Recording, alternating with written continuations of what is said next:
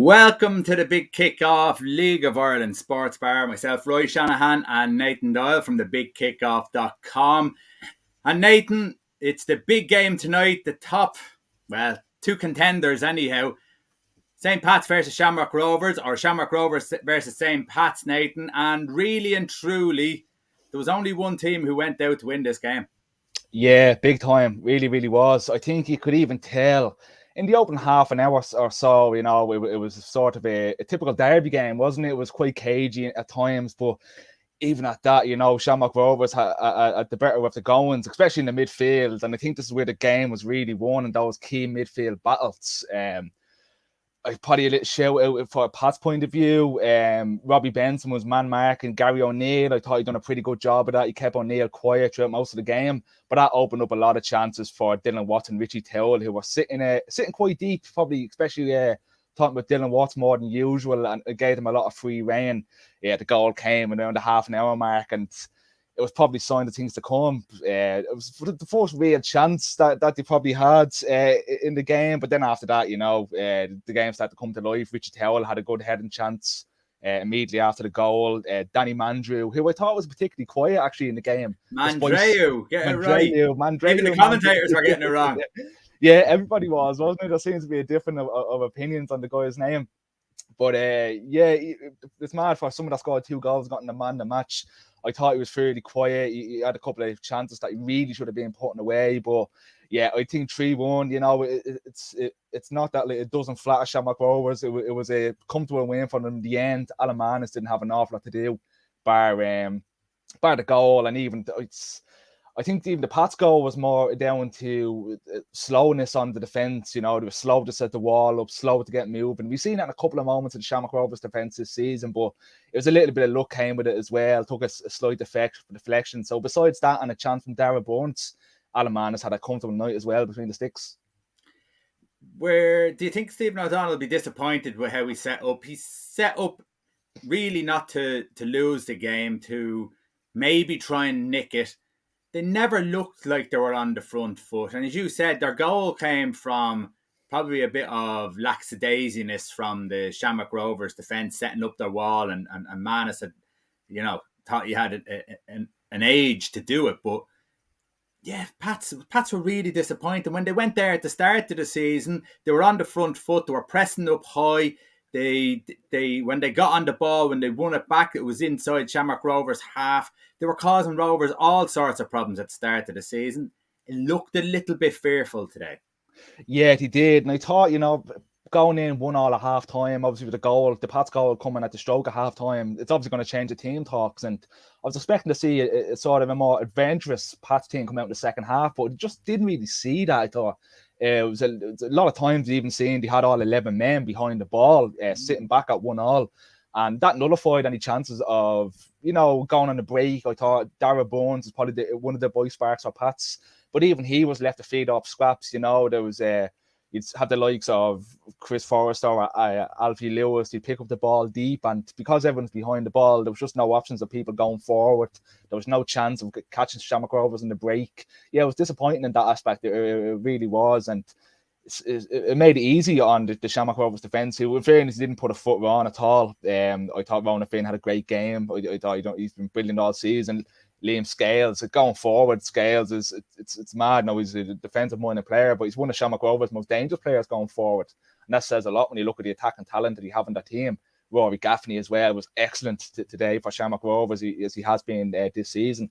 But yeah, definitely from a Pat's point of view, it's really disappointing to see that just how deep they were sitting and how defensive-minded they went out with, because it's not something you'd associate with a past performance this season at all. But they didn't really play with a centre-forward, though, did they? No, they didn't. No, they didn't even start with one at all. I mean, Benson was the furthest forward a lot at the time. And so what does that say? If you're a St. Pat's fan anyhow, so let alone that you go and you do your piece, you're a sports writer, you do stuff for the League of Ireland and football writing. So when you have one hat on and then you have your fans' hat on, how does it make you feel when you're watching the game and your team really aren't going out to win the game? Yeah, it's really disappointing, isn't it? Because if you look at this, obviously it's always going to be a big game, Pats and Rovers, Dublin derby. But this is realistically, this is one of the biggest derbies in years from a St. Pat's point of view. Pats now have or had a realistic, depends where you're looking at, they had a realistic chance of challenging for the league title, and especially with Shamrock Rovers now have a game in hand, and there's that point gap now starting to open up with that game in hand in mind. Yeah, it's a game that you really thought he would have went out and played a bit more of urgency to it going forward. Especially when you look like this is a Pats team that rolled over Bray 6-0 last week and looked very comfortable in doing so, and had a lot of positives going forward, and we just didn't see that at all today. I know, look, that one lucky with Coughlin has struggled with an injury, Matty Smith is out injured, but they still had Melvin Lambert off the bench, still had Nwoko off the bench. I know he only recently signed, but the two more proven central strikers that if Stephen O'Donnell was probably going to take a bit more of a risk, he probably could have went with them instead of, like you said, having someone like Robbie Benson leading the line, which is that's just not his position. Yeah. Why do you think he made that decision? Why do you think he's after making a decision to, settle, or maybe trying? It looks like it's trying to keep the team in the game where if they don't lose, they're still in it, and results could go anyway in other games. Should he not be on the front foot and go, well, this is our chance here to take points off them? It's like a 6-pointer. Yeah. Chance to take points off them and really, really put Rovers under a bit of pressure. And then when they go out for their next game, will they wobble? Yeah, it's a tough one. And it's a disappointing thing, I think, from a Pats point of view. These are the games that have let Pats down this season. Even if you just look at the Shamrock Rovers games this season, they conceded late in the opening day of the season, and Tallaght, they conceded late to lose the game in Richmond Park not too long ago. So, we can all talk about how Pats have been going on such a good run, and they have, and it's still been a successful season. One bad result doesn't change that, but yeah, it's definitely been disappointing to see that he failed to take that win off Shamrock Rovers at all this season, because I think realistically, if they have any aspirations of win the title, they're going to need to do that, and they've only one opportunity now to do that in the league against Shamrock Rovers remaining this year. In terms of why do I think they've done it again, I think I don't know if it's a cop-out. I think it is when you look at the suspension of Matty Smith and the injury of Ronan Coughlin, and would you risk Melvin Lambert and Nwoko? They're only coming back into the team, respectively on loan from Reading and Valletta FC. I don't know if you're going to. It depends what have they been like in training. When did they arrive back into Dublin? This and that and the other. But yeah, it is. I think there's a lot of moving parts going forward. What we said this past couple of weeks, haven't we, that the Pats squad is light, especially going forward. They really while Pats are, I think now they drop down to the second highest goal scorers in both divisions, but they're relying on people chipping in. They're relying on the likes of Benson, Forrester, Coughlin, Bournes chipping in with goals more than having that out-and-out striker, which they badly need. They really, really do. Yeah. Now, on the other hand, I thought they did very well in the first half. They kept a good shape. Even though Shamrock Rovers had the better chances, they did limit them to the amount of chances that they did have, and they shifted the pitch from one side to the other and blocked off gaps. But over time, it told. And the first goal, a huge gap through the middle of the pitch. Yeah. Good pass in, I think it was to Watts, and then first time pass into Mandreu, and what a finish. And you talked about him. He wasn't really in a game, but you always say that about a forward player. You will keep that kind of player on that pitch if he's not doing much in the game, but he's finishing chances like the 2 goals that he scored. Yeah. He's definitely something that Pats are missing. Yeah, big time. And like I said, like it's not just away from the 2 goals. Even about 10 minutes after the first goal he scored, he had a massive chance, the free header inside the Pats box. That we should be putting them chances away. And I think it was Graham Gartland again on commentary gave man the match. I probably would have went with Gaffney myself. I thought Gaffney was excellent here today. I know I said that already. But even I think again around the 70th minute, Mandrew had another good headed chance. So realistically, he could have at least came out with a hat-trick in this game. But he is the type of player. It's that bit of quality, isn't it, that Pats are missing. And not only Pats, that I think a lot of teams, probably bar Shamrock Rovers and then maybe Bows at the minute. It's that little key element of quality that they're missing in their squads. And in fairness to Mandrew and Mandreu, he's being facilitated now a bit, isn't he? When Richie Towell came in, like I think we both said, it was strange that they both wouldn't have been accommodating in the same team for the first couple of weeks. Mandreu was out and Towell was in, but there seems to be that rhythm to it now, doesn't there? Dylan Watts happy to sit deep with Towell, Gary O'Neill in there as well.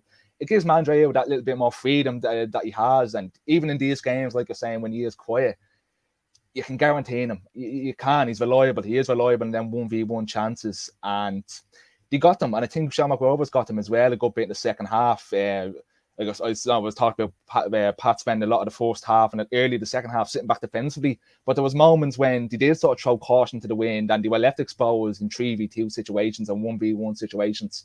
And when you have people like Mandre in your team, you just can't be getting caught like that. Yeah. When you look at the tactics, Stephen Bradley got it really right in the first half. He pushed on. I thought Scales and Gannon down the wings, I thought they didn't really do an awful lot. I don't think they were let do an awful lot. But their purpose in the game wasn't probably to do an awful lot. Their purpose was to push on as far as they could, bring the St. Pat's defence and midfield back with them. I think, as they said in the commentary, Richie Towell and Watts were going out wide. So they were dragging midfielders. And that's probably where the gap came for the first goal. They dragged midfielders out wild. Centre back came in. Grace came in and put that pass in. So I think he got his... There's a lot of freedom of movement in that Shamrock Rovers team. And when you look at Pats, it wasn't as flexible. No, Pats was really stagnant at stages. And again, going back, and I think that's one reason why I enjoyed Gaffney's performance today so much. This is another player that you'd associate with being an out-and-out centre striker, isn't it? But you could see that selfless side of him where he's happy to go out into the channels and pick the ball up and allow the likes of Mandre to go into the middle, or Aaron Green when he came on, go into the middle and pick up the ball. So, yeah, it's really working for them, isn't it? And I think, I don't know if it was just me, I think the way that Shamrock Rovers set up seemed to catch Pats a little bit in the first 20 minutes, half an hour. I don't know if it was the range of movement and the off-the-ball movement, but there always seemed to be plenty of space, didn't there? I thought anyway for a Shamrock Rovers man, and it was strange to see. This is when you think of a St. Pat's defensive performance, you think of organised, diligent, professional, and especially the first 20 minutes or so, that just wasn't there. There was plenty of spaces around, and while it was caging the opening goings, it was always going to be Shamrock Rovers that looked like they hit first blood, and which he did. Yeah.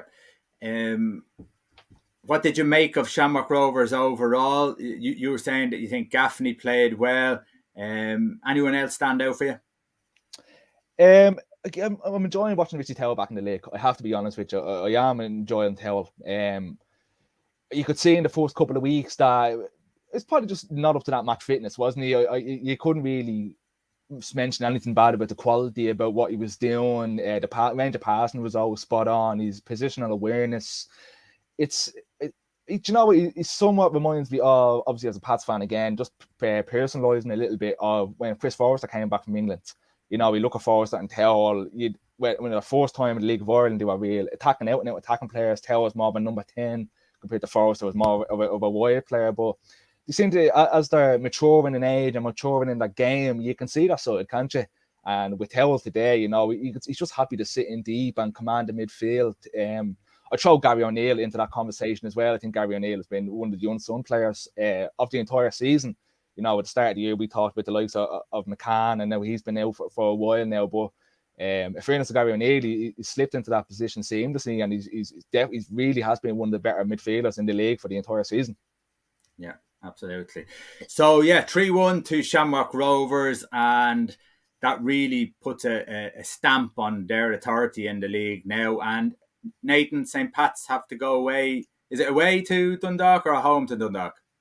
Away to Dundalk, yeah. Difficult game coming up. Difficult couple of games away for Dundalk. Then they're at home to Waterford, then away to Finn Harps. Like we've said a lot of times, it's clearly impossible to get a run of winnable games, as you'd call it, in this league. But yeah, an away fixture, even at the standard Dundalk are playing at this season, going to Oriel Park at any stage, even if you do take in the surface and stuff into conditions, it's always going to be a difficult ask, and especially going there needing a win and needing to start picking up points again. Yeah, okay. Right, let's have a look at the other games. Waterford, 10 man again. Waterford, they like to get a man sent off. Beat Drogheda again, 2-1, and Drogheda... it's just not the same Drogheda team, is it? From the start of the season. Certainly results-wise, we didn't get to see the game ourselves. What do we firstly say about Waterford? They're starting to turn things around big time. Yeah, like I was only looking at the table before we came on here when like we were talking about Waterford, relegation, like now they've had to survive relegation.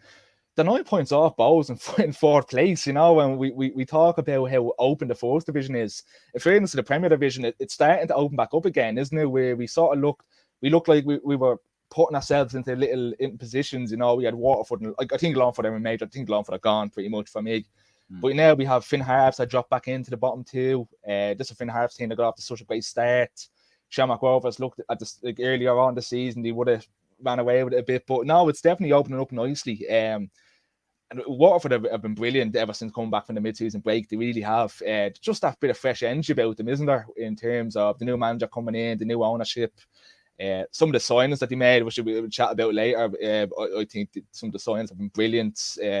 Probably not the highest profile names, but definitely lads that they needed that bit of experience, that bit of grit, that bit of guile about them, and they have them coming in now. And it's fairness though, one of the lads that he brought in, Anthony Wordsworth, it's been a bad 2 weeks for him. He was sent off last week, as we said. And he sent off again this week. I was surprised by that because I thought the suspension would kick in the very next game. So I'm not sure what happens there. Maybe it's a following week or something like that. Cup game or something, yeah. Yeah. But again, two sendings off, yeah. So he actually won't be in the next team. So you can guarantee about that. So don't be putting any money on to get sent off 3 weeks in a row. I suppose another highlight, Junior popping up with his second goal for the club. This we were going to say about a lot of teams that needing goal scorers, but you have like the Junior, King Kavanagh starting to come back from injury. He's always going to be a dangerous player going forward, and they need these sort of guys because as I think I even said to you a few times, I thought Waterford had some decent players in the squad even when we're struggling.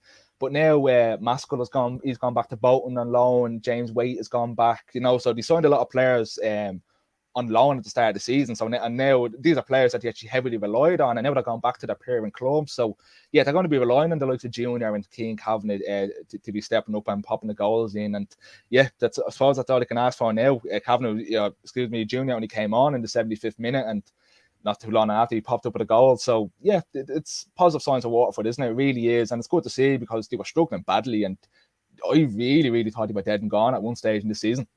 Yeah. If you want to send a comment in or any topic or on any of the matches tonight, do send them in. First Division, Treaty United, champions elect. Yeah. Unbelievable. This is a fairy story with Shelbourne drawn tonight and Treaty going on and winning, and that's a great win away to Athlone. Brilliant, absolutely brilliant, And at what stage do you really consider them title challengers now? What do you think? What stage? Because we've sat here so many times, and at the start, and I think our opinions have changed as the season gone on. At the start of the season, we've talked about how great it was having League of Ireland football back in Limerick. Then they turned into a gatekeeper sort of a side. You're going to have to beat them to really push up to the top end of the table. But this is such a statement victory, and for a side that, I even said to myself, and probably being naive in a way, saying that, they're rigid and they're dogged and, they'd be difficult to beat.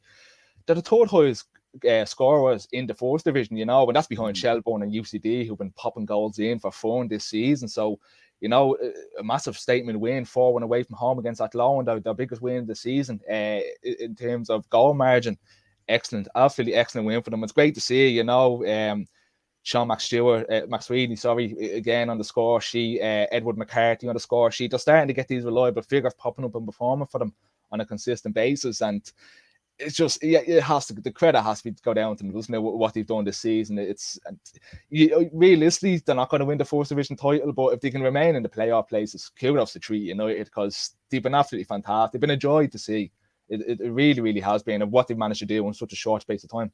Yeah, that's Tommy Barrett at the start of the season. Where would you like to finish? What are the goals? Because it's very hard to come in a new season, your first season, and set a goal of where you want to be. I'm fairly sure that joint top or joint second wasn't what he was looking at. Mid-table, they probably would have been hoping at the best. Imagine they got promoted. This would throw everything out. I mean, they're still an amateur side. Do they change things around? Do they stick with the same formula? I mean, they have a lot of good players there who are...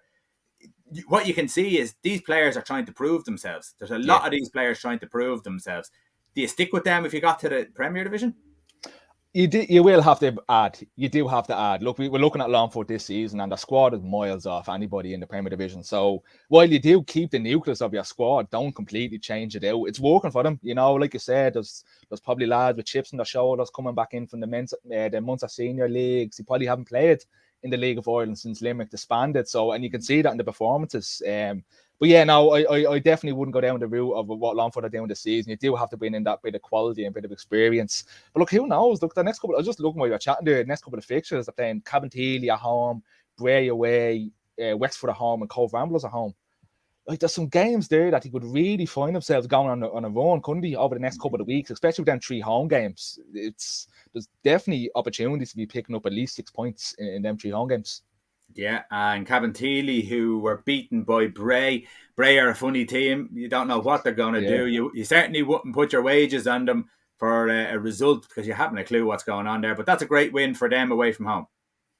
Yeah, it really is. It really is a great win for them. I know they came off a thumping in the cup. Make that what you would, really. I think, looking now, that's them, and they're still on a 6-game unbeaten run in the league competition. So I think the 6-0 defeat against Pats last week was just more of a hiccup for them. But yeah, it's a strange side, isn't it? It really is a strange side. Like Joe Doyle popped up with a goal again. He's been in good form for them. Sam Verdon popping up with his 4th goal for the club since signing for Longford.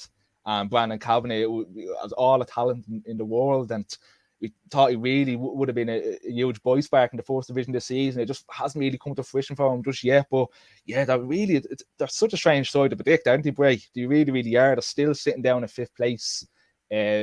Just hanging on to that final playoff position. But the likes of UCD, Galway, now even Treaty United ahead of them, they're going to have to start beating them teams ahead of them, because that's something that's really, really killed them this season, is dropping silly points against left side. Even Jordan with the likes of Cove Ramblers earlier in the season, and dropping points, I think, against Cork City as well, actually, in that similar run of draws that they went on. So yeah, they're going to need to really start making some statement wins, like we were talking earlier about Treaty United. Start taking points off the Athlons, the UCDs, the Treaties, because the longer this season goes on, and like we said, Treaty could find himself in a nice run. Galway are really starting to pick up a decent bit of speed now. The Rangers haven't really got that, haven't they? They've never really got that run of momentum under the belt all this season. Yeah, stumbling's the word for it. It really, really is. They've literally drawn more games than they won.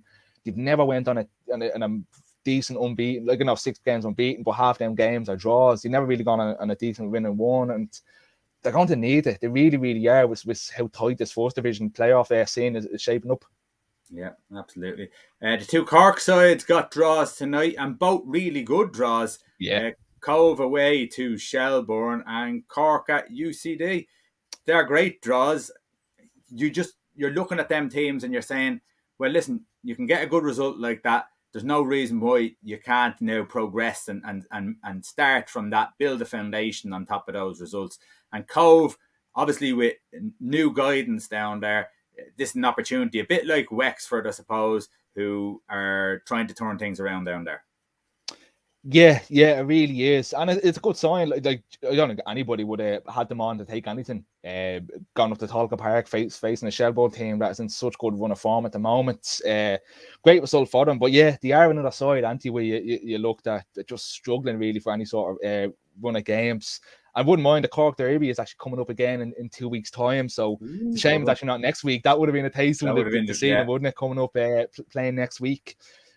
I was actually really, really impressed, I have to say, with the Cork City result. They find themselves, a little small swing of momentum. Like we said, they were really surprisingly knocked Sligo Rovers out of the FAI Cup last weekend. Now they grabbed the draw here against a game UCD side. Cian Murphy picking up another goal. That's his 5th goal now in 5 games. So, and it's actually funny. We were talking on the podcast, actually myself, I'll throw myself under the bus. We're talking about the Barry Coffey signing, and I thought it was probably not the position he needed to pick up. But in fairness to Cian Murphy, as a forward player, the past 5 games, he's been finding his feet and he's been finding the goals. So if he can keep that kind of form up, maybe he's the answer. Maybe they didn't have to panic and bring the likes of Mikey Drennan in. Maybe Cian Murphy is the man to provide the goals for Cork City for the remainder of the season. Yeah, maybe. Or maybe someone else will come in and snatch him. Maybe as well. They want to get their skates on though. It's window closing tomorrow. But yeah, look, if he can keep that going, even if he does stay at Cork at the end of the remainder of the season, he's only 21 years of age. We've seen it with Yo-Yo Maddie last season at UCD. Any young striker that looks like they can score on a consistent basis, they're going to be snapped up big time, because that's something that the league is badly missing, is out and out goal scorers. Okay, let's talk about Europe. A really, really enjoyable week for the League of Ireland sides. We'll start with Dundalk.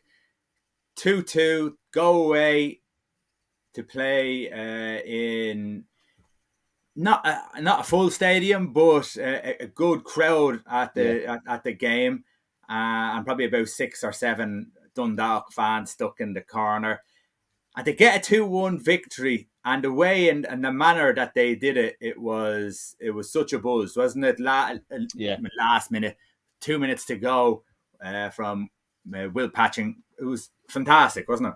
Yeah, it really is, and we looked at Patchen with Derry City at the start of the season, and he was excellent for them. He was the main man. He really, really was. And you're going to miss him, but it's Dundalk's game to call him back on loan, and he's already made an impact now in Europe. That's his second goal now in the European games, I believe, for Dundalk. So he's definitely the man at the moment to rely on. And look, I really, really don't care. Once you're a League of Ireland fan, you should be real. Firstly, I think you should be rooting for anybody in these European games. It's only going to benefit the league going forward. You can, even if you're a Drogheda fan looking at Dundalk, I'd be the same with a Pats fan with Shamrock Rovers, and even the likes of Bohemians, and we're going to talk about them in a few minutes. But you have to put your personal rivalries aside and your hatreds aside for the domestic league. It only benefits it. It really, really does. And I've seen some people, like, in fairness, a lot of it has been outright support, and it's great to see, but there's always going to be the negative comments about it. And I just personally, probably speaking, I never understood it. I never really did.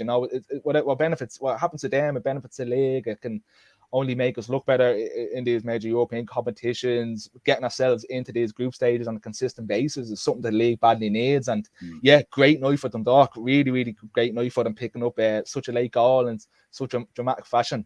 I know they have a difficult tie, both sides, both Dundalk and Bohemians have difficult ties in the next round, but if you're to weigh up the two of them, Dundalk probably have them, like, probably favourable isn't the word. It is a really, really difficult tie, and I think they struggle to get to advance past that round. But if you're looking at the two of them, Dundalk probably do have the slight better chance of getting through.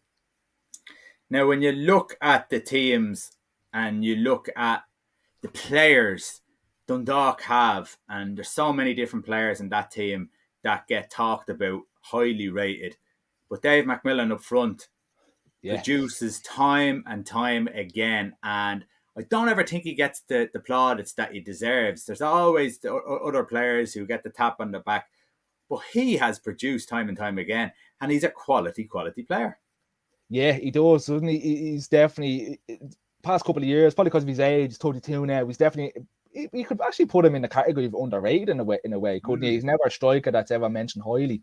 Even look at him now in these European games this season. He played 4 European games. He scored in 3 of them. Yeah. So he is a man for these big moments, and he always has been. You go back to his career with Dundalk, even look at cup finals, he's more than likely going to be on the score sheet.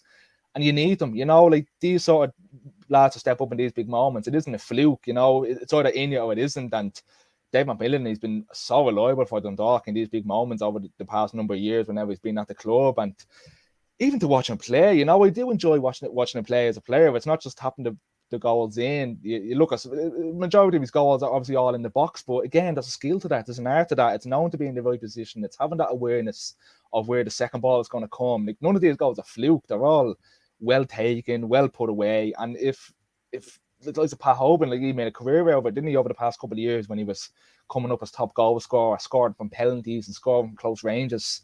And that's the art to it. That really, really is I find Nathan with Pat Hoban and McMillan, the difference between them, I just find that McMillan can muscle people off the ball or muscle them out of the way a lot more than Hoban does. I prefer McMillan as a striker. I know Hoban's a good finisher, and I know he's a poacher, but I just like McMillan because I think he can create something in the box. It's always in the box, but I think he can create something by bullying defenders a little bit better than Hoban does. I don't know if you see that, or maybe you mightn't agree with me. I think if I had to tell, if I had to bring one of them to Pats, it would be Hoban, just purely down to his goal scoring record. I'm going to be like a para saying this, in the league, when you have someone that can score goals at that level, you have to bring them in. But I do, yeah, like I definitely will put Macmillan down to that underrated category. He's excellent. And when the day does come that he does step away from football, I think that's then you're going to look back and reflect and think, how much of an impact he really did have during his playing career, and not only at Dundalk. He's made the most impact at Dundalk, but in his younger years with the likes of Pats, UCD, Sligo, he was only there for a shorter spell, so they don't really go unnoticed. But he's always been a consistent presence in the league, and he's always been a consistent figure in terms of goal scoring, and he just the level of performances that he produces. He really is an excellent player to watch. And like you're saying, he's 32. He's starting to come into that twilight of his career, but he was never a player that was probably overly gifted with copious amounts of pace and speed. So you can see as he's maturing as a player, that's not really affecting his game. His game isn't being hindered by losing that half a yard and that half a yard of pace. It's really benefited him in a way, So you can see, obviously, with time, he's physically getting bigger. His presence as a striker has improved. And so, yeah, I think he's actually one that you could really put down, saying that he's improving with age. And now a guy that's 32, he doesn't look like slowing down, doesn't he? No, that's what I'm saying to you. I got to watch the game against I actually think he's more of an impact player now than Hoban is at the moment. I like him now. Over the last probably year, I've thought he has linked up with the team really well. I think he's making things happen. I think Hoban is looking for things to happen, looking to get onto the end of things. I just like Macmillan the way he goes about his business, and as you said, I do think that he's improving his game all along. And at 32 years of age, there's no reason why you can't get better, because the knowledge is coming along with that. What about Vitesse Arnhem? Can you see them progressing there? This is going to be a tough one. It's going to be difficult, isn't it? It really is going to be a difficult game. Like the Vitesse are the consistent presence in these qualification rounds and in the Europa League group stages. Yeah, it's going to be difficult. Like I was saying, I think if you look at Vitesse playing Dundalk and you look at Bows playing PAOK, I think Dundalk, if you're going to have a punt that one of them going through, I think Dundalk will be that team. But I think that's a clutching at straws, to be honest, being a bit of a League of Ireland purist and a League of Ireland lover. I can't see either really progressing to the next round. It's difficult, definitely difficult ties. And it's going to happen the more you advance into these competitions. Okay. What did you make of Bows during the week? First of all, I have to say the fans in the stadium, I thought, were brilliant. I thought even the build-up, that you could see them around town. This is what European nights are about, and if we had the stadiums for it, we would have some fantastic European nights, as in, we got bigger stadiums, we're getting better crowds. You're seeing how many you could get in. The next game sold out already, it's sold out in absolutely no time. And there's a real buzz around the European football now. League of Ireland football is starting to pick up, and this is not me saying it absolutely blindly, because I'm not one to say things blindly. But League of Ireland is really picking up, and these European ties and the enthusiasm and energy that's around them and the performances that Bohemians have put in so far, they've really brought energy to the league. Let me throw this one out to you, actually. Funny that you said it. It was something that I was probably thinking to myself, but I'll think out loud now that I mentioned the energy around the games. And it's a clear energy, and it's brilliant to see, and it's exciting. Even as a League of Ireland fan, it's very exciting. Do you think that energy would have been there in, just strictly speaking, with Bohemian games in the Aviva Stadium, if crowds weren't out of our League of Ireland grounds for as long as they were? Do you think it's sort of a product of its timing more than anything else? Having these big crowds, but this is was the 8,000 just on Thursday night in the Aviva Stadium. Great numbers to see. Arguably, there could be more. If you look at the demand for tickets for Bohemians, you look at Bohemians' membership numbers and season ticket numbers. I was just wondering to myself, is it just a product of the time, and is it just that much energy because we've been away for so long out of the grounds? Is your question, do you think it's temporary, or is it just... Yeah, I suppose if we're going to cut down to it, yeah. I think you've got a point. I think you've got a point that, yes, quite possibly there's a lot of energy because people are excited to get back into stadiums. It may benefit the League of Ireland because people might actually realise these are great times. And, it's not only the match. And we've said this before about League of Ireland clubs.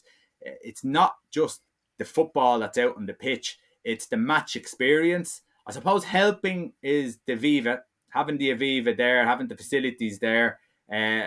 Helping is that the team are winning. So there's a good vibe and a momentum starting to drag this campaign along. Yes, I think you have a point. I think there's probably more enthusiasm than there ever has been before. But also, Bohemians have turned things around, and we said this about Keith Long before. Bohemians have turned this season around after 12 games. They were really nowhere. They were started turning things around. Georgie Kelly started to get the finger out and started to play a bit of football. And he's been, in fairness to him, he's been absolutely excellent. Yeah. But then again, this Bohemians team is a young, very, very talented team. And with a sprinkle of, Buckley and Ward, a sprinkle of experience there that are, dragging them along and guiding them along. I'm actually excited about this Bows team. And it's just a big test to see if they'll be there next year, as in if they can keep a team together to actually build on to go and challenge Shamrock Rovers next year.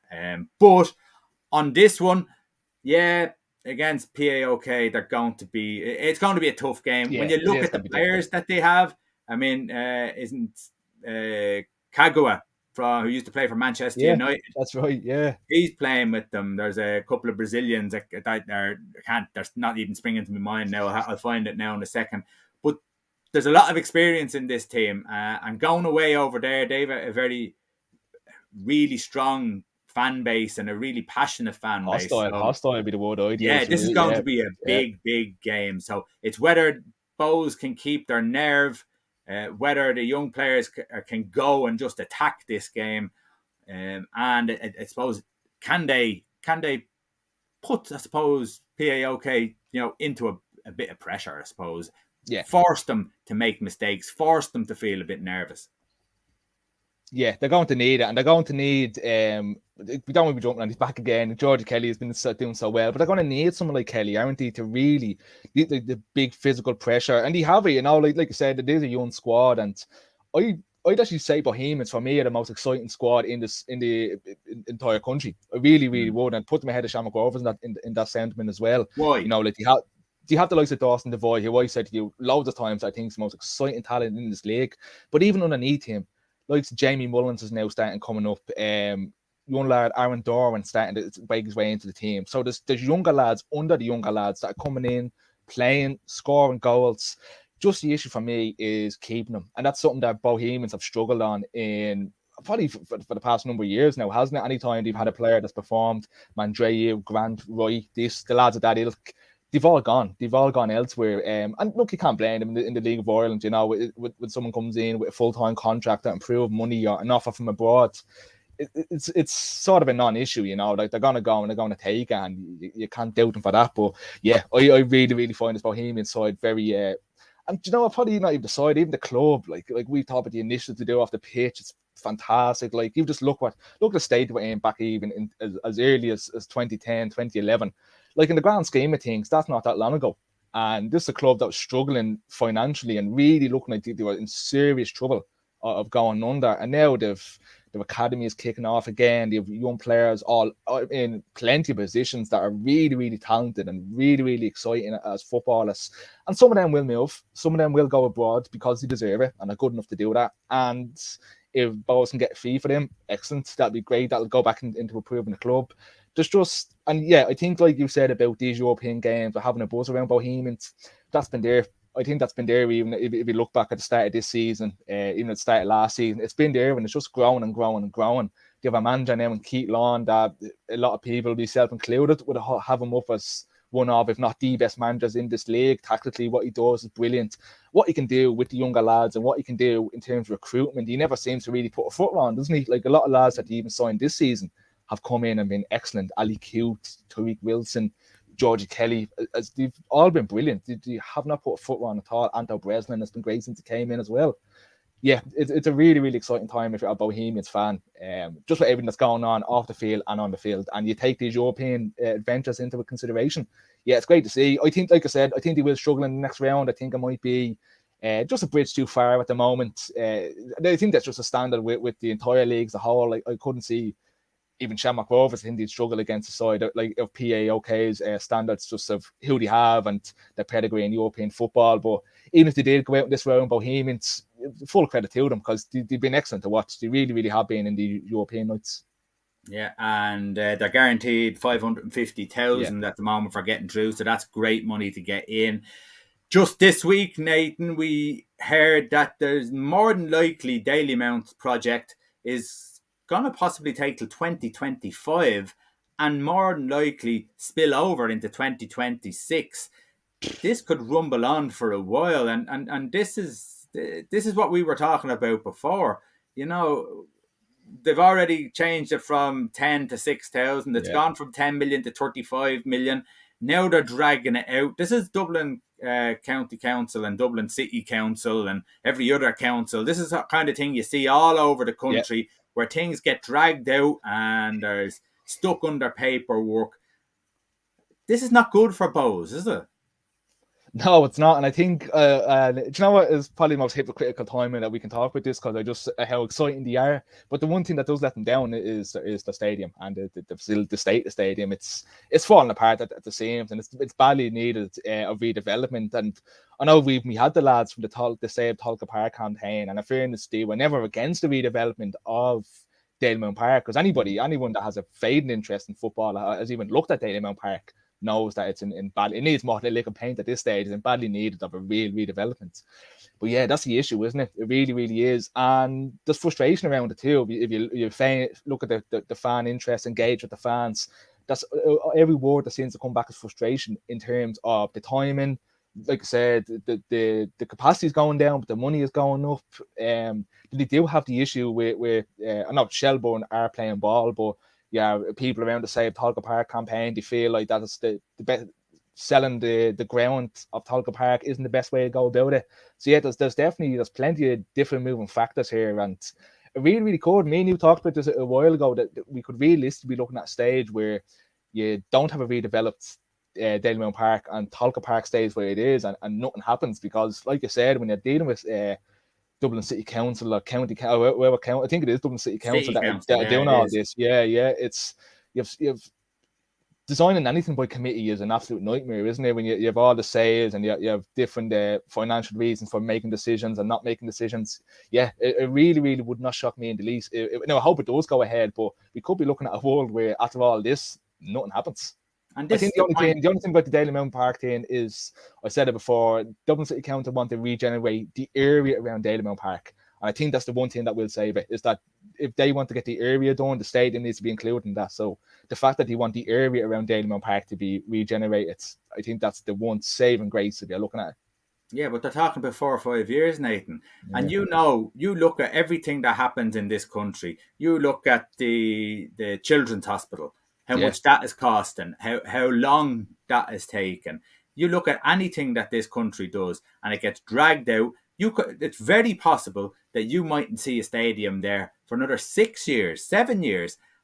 And then you're looking at a 6,000-seater stadium when we're trying to build the promote the league, where they can fill out nearly Lansdowne Road for a European game. That wouldn't be a problem to them. So 6,000 for a club like Bows, it's just not enough. It needs to be minimum 10,000. Minimum 10,000. Probably 10,000 is the right number, actually. So probably minimum 9, maximum 11. But that's the number that you're looking at to try and, you want to improve the league. You're going to have to look at the capacities going up.